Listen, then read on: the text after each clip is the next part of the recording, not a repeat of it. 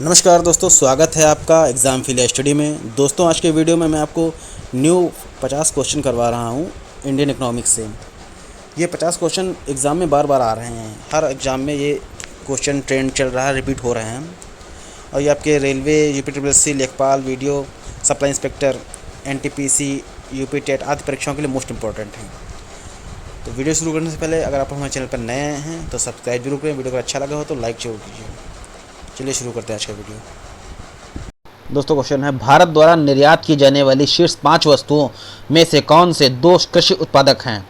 Option A है गेहूं चावल, ऑप्शन बी है मक्का चावल, ऑप्शन सी है चावल और चीनी, या ऑप्शन डी गेहूं और चीनी। दोस्तों, व्यायाम परीक्षक में क्वेश्चन पूछा जा चुका है और उसका सही आंसर है चावल और चीनी। चावल और चीनी शीर्ष 5 वस्तुओं में हैं जो कृषि उत्पादक हैं।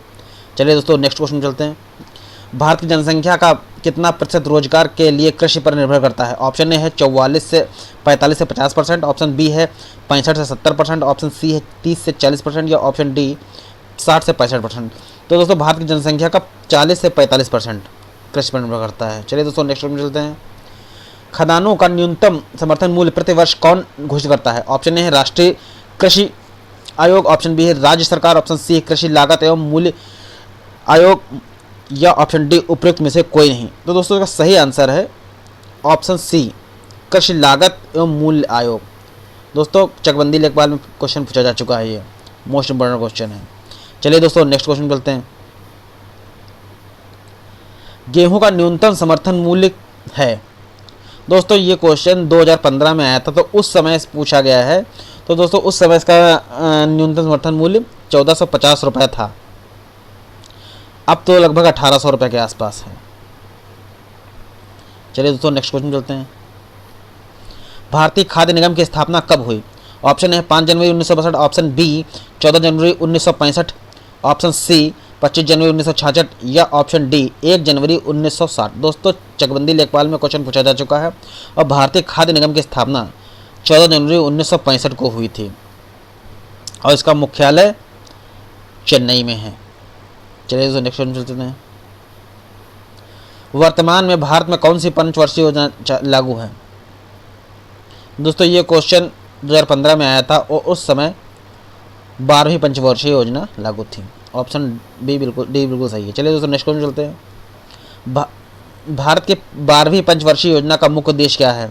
ऑप्शन है तेल और सम्मिलित विकास, ऑप्शन में तेज शीघ्र और विश्वसनीय सम्मिलित विकास, ऑप्शन सी तेज विश्वसनीय और अधिक सम्मिलित विकास, या ऑप्शन डी तेज सतत और अधिक सम्मिलित विकास। दोस्तों, राजस्व निरीक्षक में क्वेश्चन पूछा जा चुका है, सही आंसर है तेज सतत और अधिक सम्मिलित विकास। चलिए दोस्तों, नेक्स्ट क्वेश्चन मिलते हैं। गरीबी हटाओ का नारा किस पंचवर्षीय योजना में दिया गया था? ऑप्शन ए है 5वीं पंचवर्षीय योजना, ऑप्शन बी है 3री पंचवर्षीय योजना, ऑप्शन सी है 4थी पंचवर्षीय योजना, या ऑप्शन डी 6ठी पंचवर्षीय योजना। तो दोस्तों, गरीबी हटाओ का नारा 6ठी पंचवर्षीय योजना में दिया गया था। चलिए दोस्तों, नेक्स्ट क्वेश्चन चलते हैं। 1991 की नई उदार नीति आर्थिक नीति के परिचय के साथ भारतीय अर्थव्यवस्था ने इसके अलावा निम्नलिखित सभी के माध्यम से मौजूद आर्थिक समस्याओं को संबोधित किया। ऑप्शन ए है औद्योगिकीकरण, ऑप्शन बी है वैश्वीकरण, ऑप्शन सी है निजीकरण, या ऑप्शन डी उदारीकरण। दोस्तों, ग्राम विकास अधिकारी में क्वेश्चन आया है ये उसका वर्ष 1991 में तत्कालीन वित्त मंत्री मनमोहन सिंह द्वारा नई उदार नीति प्रारंभ की गई थी और ये औद्योगिकरण के लिए थी। ऑप्शन ए बिल्कुल सही है। चलिए दोस्तों, नेक्स्ट में चलते हैं। भारत में निम्नलिखित में किस बैंक ने सर्वप्रथम इंटरनेट बैंकिंग सेवाओं प्रारंभ की? Option A HDFC bank, option B SBI, option C ICICI bank, या ऑप्शन डी यस बैंक। दोस्तों, होम्योपैथिक में क्वेश्चन आ चुका है, उसका सही आंसर है ICICI बैंक, ऑप्शन सी बिल्कुल सही। ऑप्शन ICICI बैंक ने 1998 में इंटरनेट की शुरुआत की थी। चलिए दोस्तों, नेक्स्ट में चलते हैं। डैश डैश लेखांकन के सिद्धांत के अनुसार व्यवसाय बना रहेगा और काम करता रहेगा तथा कोई अंतिम निर्धारित तिथि नहीं होगी। ऑप्शन ए है आर्थिक इकाई, ऑप्शन बी रूढ़िवादिता, ऑप्शन सी सुनाम प्रतिष्ठान, या ऑप्शन डी खर्च। दोस्तों, राज्य मंडी परिषद में क्वेश्चन आ चुका है, उसका सही आंसर है सुनाम प्रतिष्ठान। चलिए दोस्तों, नेक्स्ट वन मिलते हैं। एक सहकारी समिति के गठन के लिए न्यूनतम कितने सदस्यों की आवश्यकता होती है? Option A 2, option B 5, option C है 7, या ऑप्शन डी 10। दोस्तों, सहकारी समिति के गठन के लिए न्यूनतम 10 सदस्यों की आवश्यकता होती है। ऑप्शन डी बिल्कुल सही है। चलिए तो नेक्स्ट क्वेश्चन मिलते हैं। अपने स्वयं के प्रयोग के लिए मालिक द्वारा किया गया वस्तु के मूल्य को किस खाते में क्रेडिट किया जाता है? ऑप्शन ए है बिक्री खाता, ऑप्शन बी निकासी खाता, ऑप्शन सी है खरीद खाता या ऑप्शन डी पूंजी खाता। दोस्तों इसका सही आंसर है खरीद खाता। अपने स्वयं के प्रयोग के लिए मालिक द्वारा जो वस्तुओं का किया जाता है वो खरीद खाता में क्रेडिट किया जाता है। चलिए तो नेक्स्ट में चलते हैं। आयात निर्यात एग्जिम बैंक स्थापित हुआ? Option A 1981, option B 1982, option C 1985, option D 1989। दोस्तों आयात और निर्यात को प्रोत्साहित करने के लिए इंडिया एक्ट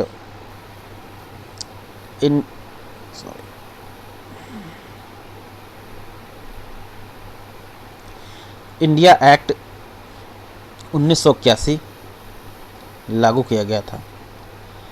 बाद के तहत आयात निर्यात बैंक को 1982 में किया गया था। जो एक्ट था ये एक्ट 1981 था, इंडिया एक्ट। चलिए दोस्तों नेक्स्ट क्वेश्चन चलते हैं। भारत में सार्वजनिक क्षेत्र की बैंकों में सबसे बड़ा बैंक कौन सा है? ऑप्शन ए है Punjab national bank, option B है केनरा बैंक, ऑप्शन सी है स्टेट बैंक ऑफ इंडिया या option D central bank of India. दोस्तों परिचालक में क्वेश्चन आ चुका है ये। और भारत का सबसे बड़ा सार्वजनिक क्षेत्र का बैंक जो है भारतीय स्टेट बैंक है। ऑप्शन सी बिल्कुल सही है। म्यूचुअल फंड और शेयर बाजार के लिए मूलभूत विनियामक प्राधिकार किसे प्राप्त हैं? ऑप्शन ए भारतीय प्रतिभूति एवं विनिमय बोर्ड, ऑप्शन बी भारत सरकार, ऑप्शन सी भारतीय रिजर्व बैंक या ऑप्शन डी स्टॉक एक्सचेंज। तो दोस्तों म्यूचुअल फंड और शेयर बाजारों के लिए मूलभूत विनिमय प्राधिकार जो है भारतीय प्रतिभूति एवं विनिमय बोर्ड को है। ऑप्शन ए बिल्कुल सही है। चलिए दोस्तों नेक्स्ट क्वेश्चन चलते हैं। The imperial bank of India का राष्ट्रीयकरण के पश्चात नाम क्या दिया गया था? दोस्तों the imperial bank of India को राष्ट्रीयकरण के बाद भारतीय स्टेट बैंक नाम दिया गया था। ऑप्शन डी बिल्कुल सही है। इसका मुख्यालय मुंबई में है और इसका राष्ट्रीयकरण 1 जुलाई 1955 को हुआ था। चलिए दोस्तों नेक्स्ट क्वेश्चन चलते हैं।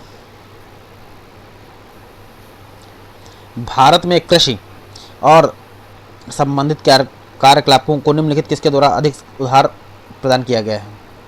ऑप्शन ए है सहकारी बैंक, ऑप्शन बी है वाणिज्यिक बैंक, ऑप्शन सी है क्षेत्रीय ग्रामीण बैंक या ऑप्शन डी सूक्ष्म वित्तीय संस्थाएं। तो दोस्तों कार्यकलापों को सबसे अधिक उधार जो है वाणिज्यिक बैंक द्वारा दिया। ऑप्शन बी बिल्कुल सही। चलिए दोस्तों नेक्स्ट क्वेश्चन चलते हैं। मुद्रा का क्या तात्पर्य है? मूल्य का मापक, कर्मचारी को मिलने वाला वेतन, ऑप्शन सी लाभांश या ऑप्शन डी किसी राज्य के प्रतिवर्ष की कुल आय।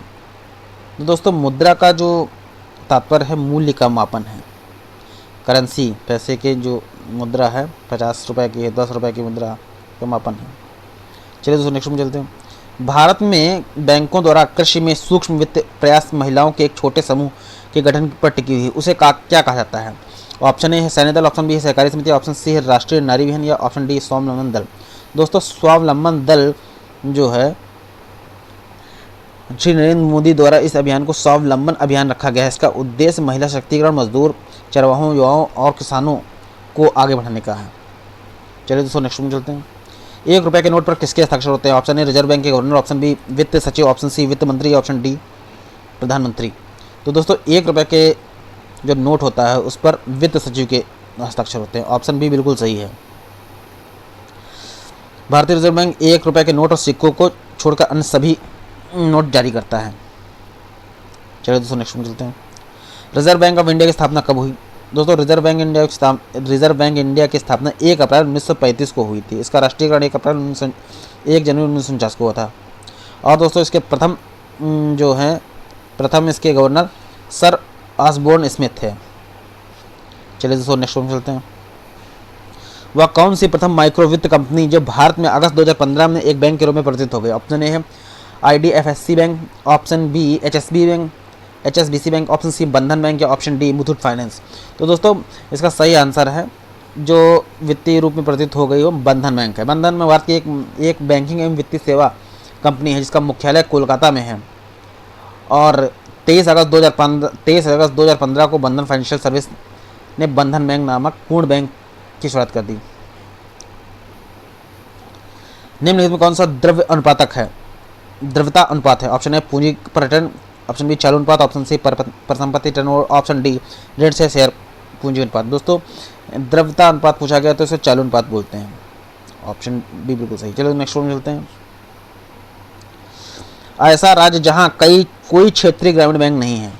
ऑप्शन ए है Sikkim, option B Manipur, option C Jammu Kashmir या ऑप्शन डी नागालैंड। दोस्तों लोड 2 में आ चुका है और कोई भी ग्रामीण बैंक नहीं है तो सिक्किम है और गोवा एक है दूसरा जहाँ कोई भी ग्रामीण बैंक नहीं है। चलिए दोस्तों नेक्स्ट में चलते हैं। वाणिज्यिक बैंकों ने दूसरे राष्ट्रीयकरण में कितने बैंकों का राष्ट्रीयकरण हुआ? दोस्तों पहले में जो इसका ऑप्शन है, ऑप्शन ए चौथा, ऑप्शन बी पाँचवा, ऑप्शन सी छठा, ऑप्शन डी आठवां। दोस्तों जो पहला राष्ट्रीयकरण हुआ था तो 14 बैंकें हुई थी और जो दूसरा राष्ट्रीयकरण हुआ है उसमें 6 बैंकें हुई हैं। दूसरा इंदिरा गांधी के समय 1980 में हुआ था, 15 अप्रैल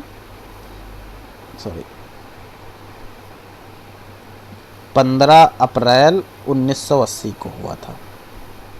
आंसर सी बिल्कुल सही है ऑप्शन। नाबार्ड की स्थापना किस वर्ष हुई? ऑप्शन ए है 1970, ऑप्शन बी 1975, ऑप्शन सी 1977 या ऑप्शन डी 1982। दोस्तों नाबार्ड यानी राष्ट्रीय कृषि एवं ग्रामीण विकास बैंक अधिनियम 1981 द्वारा 12 जुलाई 1982 को राष्ट्रीय कृषि एवं ग्रामीण विकास बैंक की स्थापना की, जो तत्कालीन प्रधानमंत्री इंदिरा गांधी के समय हुई थी। ऑप्शन डी बिल्कुल सही है। चलिए दोस्तों नेक्स्ट क्वेश्चन चलते हैं। निम्नलिखित में से कौन विनिवेश आयोग से संबंधित है? ऑप्शन ए है जीवी रामकृष्ण, ऑप्शन बी है टीएन मालेगम, ऑप्शन सी है राकेश मोहन या ऑप्शन डी आबिद हुसैन। तो दोस्तों विनिवेश आयोग से संबंधित हैं जीवी रामकृष्ण, ऑप्शन ए बिल्कुल सही है। चलिए दोस्तों नेक्स्ट क्वेश्चन चलते हैं। किस वर्ष भारत में बैंकों का राष्ट्रीयकरण किया गया था? Option A 1970, option B 1945, option C 1965 या ऑप्शन डी 1969। दोस्तों व्यायाम परीक्षा में पूछा जा चुका है। इसका फर्स्ट 2 फेज में हुआ। फर्स्ट जब राष्ट्रीयकरण हुआ 1969 में हुआ है और जो सेकंड हुआ है वो 1980 में हुआ है। ऑप्शन डी बिल्कुल सही। चलिए तो नेक्स्ट क्वेश्चन चलते हैं। इनमें से कौन सा भारत में बैंकिंग क्षेत्र में महत्वपूर्ण सुधारों में से एक नहीं है? अच्छा, घटी हुई CRR और SLR, ये तो सुधारों में से है। जब CRR घटेगा तो ब्याज दर कम हो जाएगी। ब्याज दर का विनिमय कम होना चाहिए, ठीक। नई पीढ़ी की बैंक ये भी होना चाहिए। वर्धित SLR को दोस्तों नहीं बढ़ना चाहिए। अगर SLR बढ़ेगा तो बैंकों का ब्याज महंगा हो जाएगा। तो ऑप्शन डी सुधारों में से नहीं है। चलिए तो नेक्स्ट में चलते हैं। किस अधिनियम में एक ऐसा प्रावधान है जो भारत की सरकार को भारतीय रिजर्व बैंक को निर्देश जारी करने का अधिकार देता है? ऑप्शन ए वित्त विधेयक, ऑप्शन बी बैंकिंग अधिनियम, ऑप्शन सी भारतीय संविधान की धारा 11 या ऑप्शन डी RBI अधिनियम की धारा 7। तो दोस्तों इसका सही आंसर है RBI की अधिनियम धारा 7 में यह कहा गया है कि भारतीय रिजर्व बैंक को निर्देश भारत सरकार दे सकती है। चलिए दोस्तों नेक्स्ट क्वेश्चन चलते हैं। RBI की जब स्थापना हुई तो इसका केंद्रीय कार्यालय कहाँ था? दोस्तों RBI की स्थापना 1 अप्रैल 1935 को हुई थी।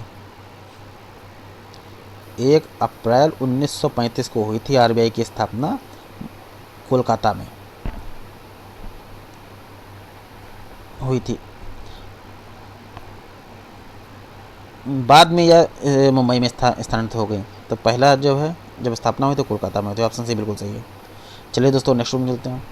इनमें से कौन सा बैंक और उनकी टैगलाइन के बीच असंगत मिलान है? ऑप्शन ए है भारतीय नेशनल बैंक, यहाँ पे दोस्तों भारतीय स्टेट बैंक होगा। ए बैंकर, ऑप्शन ए है a banker to the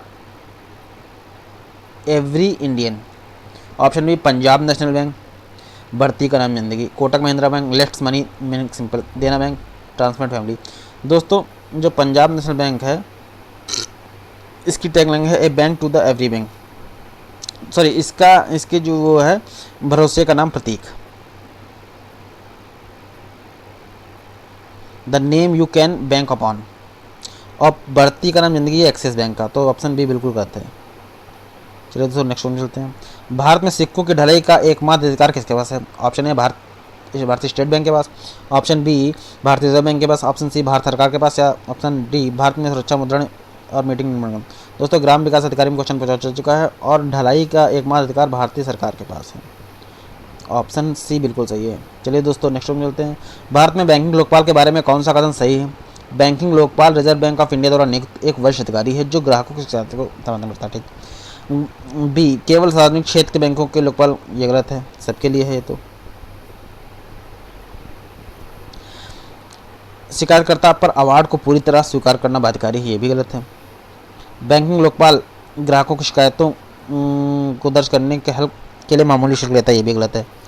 banking Lokpal reserve bank द्वारा नियुक्त किया एक वरिष्ठ अधिकारी है जो ग्राहकों की शिकायत को समाधान करता है। ऑप्शन ए बिल्कुल सही है। चलिए दोस्तों नेक्स्ट वन चलते हैं। घाटे की वित्त व्यवस्था का अर्थव्यवस्था पर क्या प्रभाव पड़ता है? तो दोस्तों घाटे की व्यवस्था का ऑप्शन है मुद्रास्फीति, ऑप्शन बी अपस्फीति, ऑप्शन सी है मंडी, ऑप्शन डी में से कोई नहीं। दोस्तों घाटे की वित्त व्यवस्था का अर्थव्यवस्था पर मुद्रास्फीति प्रभाव पड़ता है। ऑप्शन ए बिल्कुल सही है।